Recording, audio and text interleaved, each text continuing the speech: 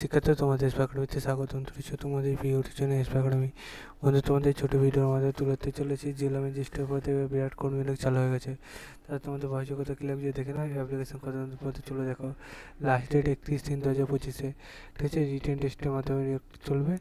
Computer base written টেস্টে admit card তোমাদের কিছুদিনের মধ্যে বের হয়ে যাবে।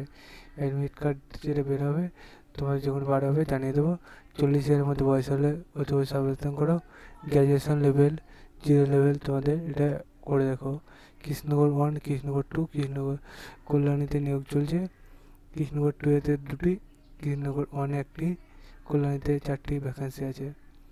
দেখতে পাচ্ছ এগুলো ভ্যাকান্সি শূন্যপদ সম্বন্ধে সব কিছু ডিটেলসে বলে দিয়েছে। 20/3/2000 হয়েছে। তোমরা এতে নিজে চেক আউট করতে চাও ডাইরেক্ট করে সার্চ করো nadia.gov.in। তাহলে নদিয়ার অফিসিয়াল ওয়েবসাইট খুলে আসবে।